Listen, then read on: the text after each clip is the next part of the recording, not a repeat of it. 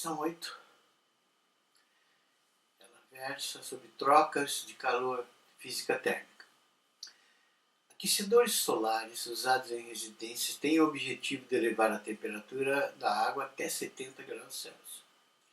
No entanto, a temperatura ideal da água para banho é de 30 graus Celsius. Para isso, deve-se misturar água aquecida com água à temperatura ambiente, de um outro reservatório que se encontra a 25 graus Celsius. Então, nós vamos misturar água 70 com água 25 e vamos ter que obter água 30. Qual a razão entre a massa de água quente, ele quer a massa de água quente, dividido pela massa de água fria na mistura para um banho à temperatura ideal? Ou seja, você vai misturar as duas, no final a temperatura ideal tem que ser de 30. Como o Enem procura relacionar sempre com a prática, eu coloquei aqui um desenho que não foi fornecido, tá? Aqui está o sol, ele incide aqui, tá? No aquecedor, ele aquece a água vem aqui para o boiler, no caso a água quente, tá?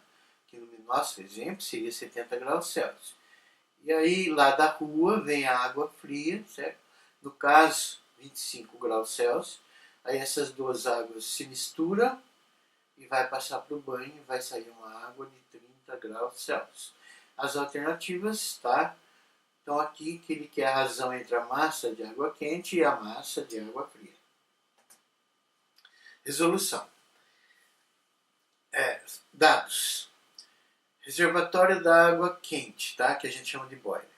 A massa de água quente, tá? Se não tem, tá aí, é pedido. A temperatura inicial da água quente é de 70 graus Celsius, fornecido. E a temperatura final é de 30, é a temperatura ideal para o banho. Vamos para o reservatório de água fria. No reservatório de água fria você tem a massa de água fria, não é dado. A temperatura inicial da água fria é fornecida 25 graus Celsius. E a temperatura final da água fria é os 30 graus Celsius, que é a temperatura ideal para o banho, tá? Supondo que eles troquem calor apenas entre si e não ocorra perdas para o ambiente externo, haverá troca de calor entre eles até atingirem o equilíbrio térmico, até ficando os dois com a mesma temperatura, que no caso dessa temperatura é a temperatura final, que vai ser de 30 graus Celsius. Pelo princípio da conservação da energia, a quantidade de calor cedida pelo mais quente é igual à recebida pelo mais frio. Ou seja, a soma das quantidades de calor envolvidas será nula. Então, se eu pegar a quantidade de calor da fonte quente, fornecida pela fonte quente, somar com a quantidade de calor recebida pela fonte fria, vai ter que ser igual a zero, tá? Então, está aqui. A quantidade de calor da fonte quente mais a quantidade de calor da fria é igual a zero. Massa da quente, calor específico da água, quente, claro, temperatura final da quente menos a inicial da quente. Da fria, massa da fria, calor específico da água, que é o mesmo. Temperatura final da fria e a temperatura inicial da fria. Então, substituindo, veja, a massa da quente não tem, calor específico da quente não tem, mas a temperatura final da quente é a temperatura ideal para o banho, que é o 30, menos a inicial da quente, que é 70, mais. A massa da fria não tem, calor específico da água, que é o mesmo, que é da quente, é igual à temperatura final da fria, que é do banho 30, menos 25, que é a temperatura inicial da água fria. Tá? Resolvendo vai ficar M quente vezes C vezes menos 40, 30 menos 70, mais massa da fria, calor específico, vezes 30 menos 25 vai dar 5. Então você vai ter 5 vezes a massa da fria, é 40 vezes a massa da quente. Mas o problema é que é a razão entre a da quente sobre a da fria, tá vendo?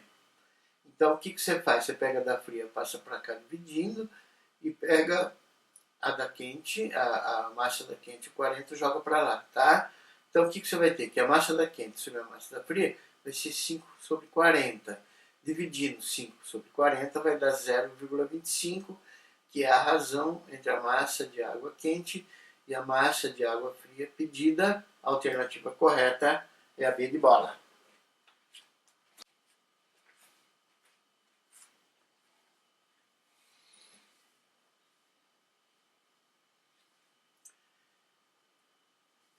Questão 9. Essa questão você deve prestar bastante atenção no enunciado, tá? Porque ela é bastante complicada e tem bastante teoria, tá bom? Então, muita atenção no enunciado. Em um dia sem vento, ao saltar de um avião, um paraquedista cai verticalmente até atingir a velocidade limite. No instante em que o paraquedas é aberto, no instante TA, ocorre a diminuição de sua velocidade de queda. Algum tempo após a abertura do paraquedas, ele passa a ter velocidade de queda constante, que possibilita sua aterrissagem em segurança. Que gráfico representa a força resultante sobre o paraquedista durante o seu movimento de queda? Aqui estão os gráficos, as alternativas e a resolução. Preste muita atenção nessa resolução, tá? Bom, quando corpos em queda livre se movem num fluido, ar ou água, no caso o ar, além do peso, que é constante, surge também uma força contrária ao movimento, que é chamada de força de resistência do ar, sentido contrário à queda, que depende da velocidade do corpo, de forma que da forma do corpo e da área de seção transversal em relação à queda livre. Assim, sobre um paraquedista no ar, surge sempre na direção do movimento, sempre vertical, duas forças, tá? Então você vai ter sempre um peso vertical para baixo constante e a força de resistência do ar que é variável e sempre para cima, contrário ao movimento. Sem paraquedas, ele deve manter sempre o corpo na horizontal para aumentar a resistência do ar. No início da queda, quando a velocidade vertical é nula, a força de resistência do ar é nula e sobre ele surge apenas a força-peso, acelerando ele para baixo. Então está aqui no início, tá? Só tem o peso puxando ele para baixo e ele vai cair descendo sujeito à força-peso, nesse instante. Mas a partir daí, como o peso é sempre maior que a força de resistência do ar, ele cai acelerando, a velocidade dele vai aumentando. E à medida que a velocidade vai aumentando, o que acontece? Aparece uma força de resistência do ar em sentido contrário ao peso, que é constante, e essa força de resistência do ar também vai aumentando. Porque quanto maior a velocidade, maior a força de resistência do ar, tá? Então, ele está caindo, a força-peso é constante, a força de resistência do ar contrária vai aumentando porque a velocidade vai aumentando. E a velocidade vai aumentando e a força de resistência do ar vai aumentando, até que vai chegar uma hora que a força-peso, que é constante para baixo, anula a força de resistência do ar, ainda sem paraquedas, hein? Tá? Nesse caso que o peso anula a força de resistência do ar, a força resultante é nula, porque essa anula essa. E aí, a velocidade que ele tem nesse instante, ele vai cair sempre com essa velocidade, que no caso é 200 km por hora aproximadamente, tá? E essa velocidade ela é chamada de velocidade terminal ou velocidade limite, que é a velocidade constante com que ele cai com o paraquedas ainda fechado, tá? Ele cai com essa velocidade constante com o paraquedas fechado.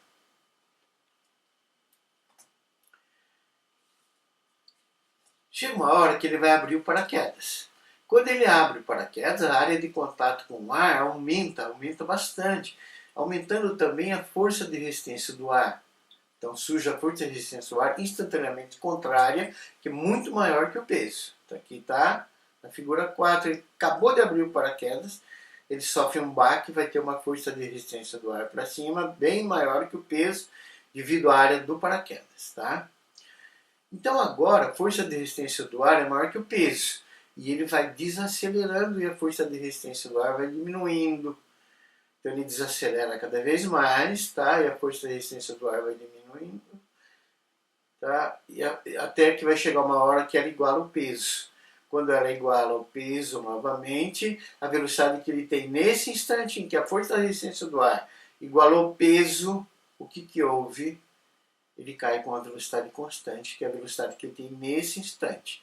Essa segunda velocidade limite, que é a velocidade com que ele chega ao solo, ela vale aproximadamente 22 km por hora. E ela é baixa o suficiente para que ele não sofra danos quando treinado, ao chegar ao solo, claro. A variação da velocidade dessa queda e da força resultante no tempo está representada no gráfico abaixo. preste muita atenção, tá? Nesses dois gráficos aqui, certo? Que é o gráfico que eu coloquei e esse é o gráfico fornecido pelo Enem. Então vamos analisar trecho por trecho. Olha, aqui nesse gráfico você tem a velocidade em km por hora e o tempo, certo? E aqui você tem a força resultante e o tempo. Então veja bem, analisando, trecho PQ.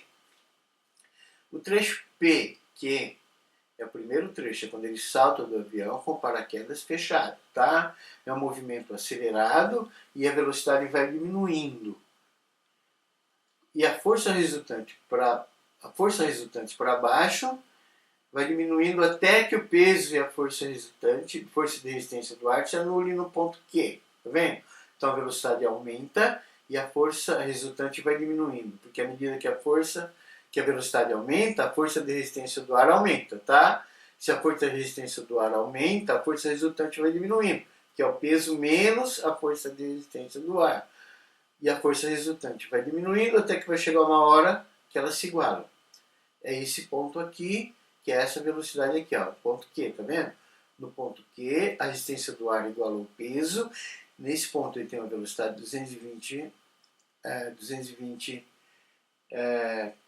km por hora. E aí o que ele faz? Ele cai com essa velocidade constante, que é o trecho QR, velocidade constante, que é a primeira velocidade limite, 220 km por hora, com o paraquedas aberto.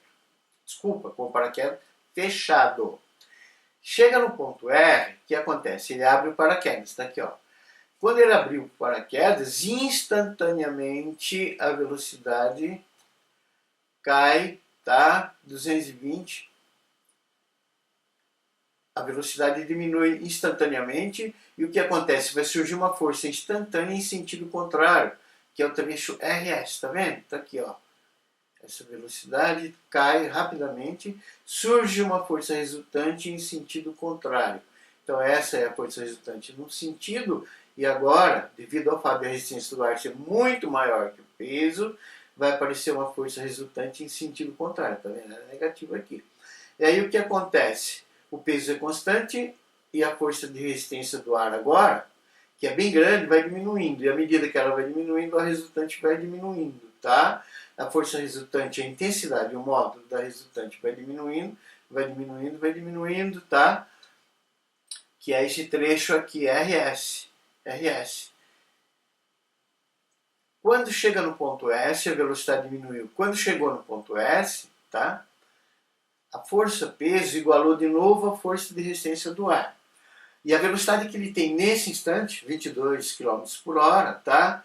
É a segunda velocidade limite, que acontece no ponto S, quando o peso iguala a resistência do ar. E a partir daí ele vai cair com velocidade constante e vai chegar ao solo sempre com essa velocidade, independente da altura que ele está, tá? Que no caso seria a velocidade de 22 km por hora, que é o trecho ST.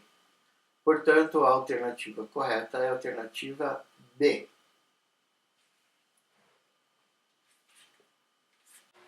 Questão 10. Versa sobre a potência elétrica de um chuveiro.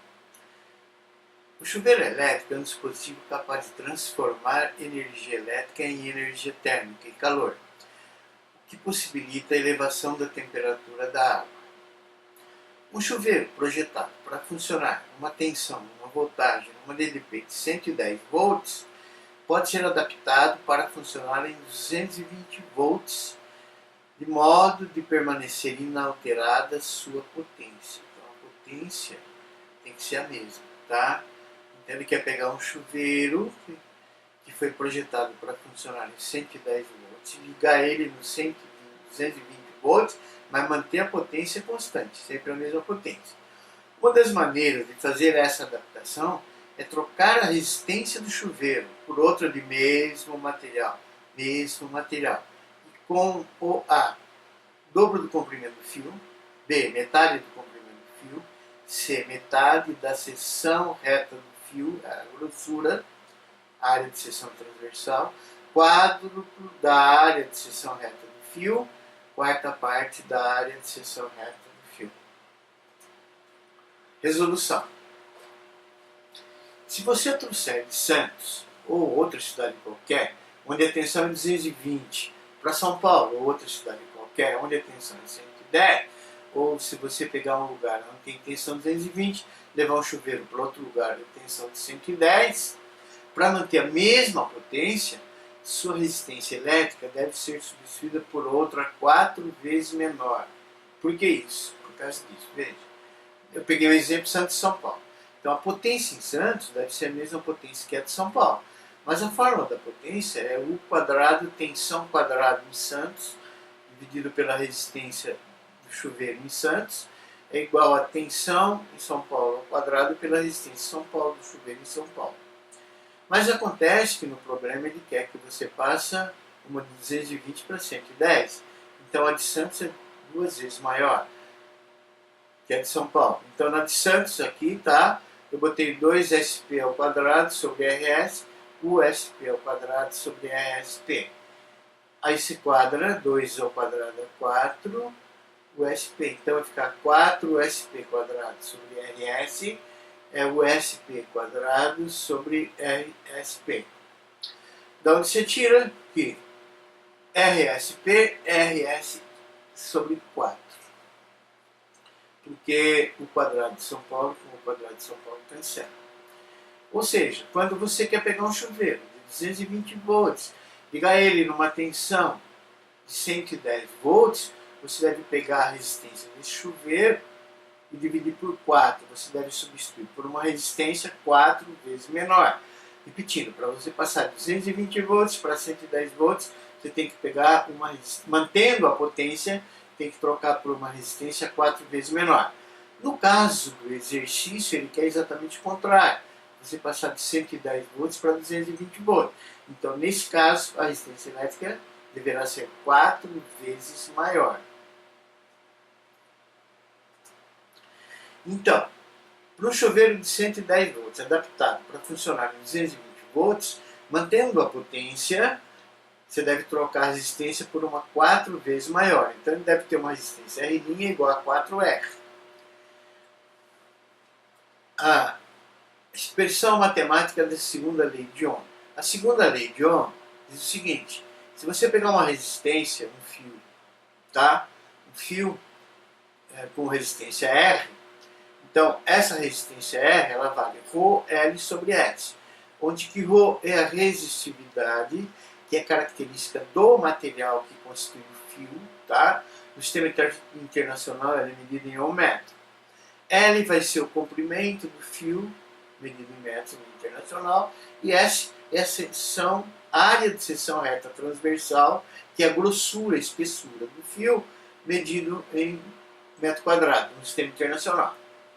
Então veja nessa expressão aqui, ó, que como a resistividade é a mesma, no caso do nosso exercício, o fio é o mesmo, tá? A resistência é a mesma, tá? A resistência é a mesma, o material é o mesmo. Então, a resistência ela é diretamente proporcional ao comprimento L do fio, veja bem, diretamente proporcional ao comprimento L, e inversamente proporcional à área de seção reta transversal, a espessura do fio. No caso, se você quer manter a potência constante, tá? Para você passar de 110 para 220, você deve ter que obter uma resistência 4 vezes maior. Então, para a resistência ficar 4 vezes maior, das duas uma, ou você quadruplica o comprimento, que não é o caso do exercício, porque se você quadruplicar o comprimento, você vai tornar a resistência 4 vezes maior. Ou você pega a área de seção reta transversal, que é inversamente proporcional à resistência, e reduz ela a quarta parte. Quando você reduz ela a quarta parte, o que está fazendo? Quadruplicando a resistência, que é o que o exercício está querendo. A alternativa correta é a alternativa E.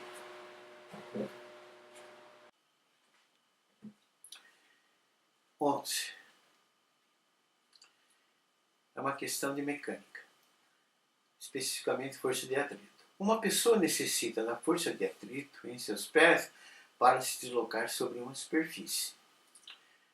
Então veja bem, eu coloquei o desenho, a pessoa andando, para ela andar, então o que acontece?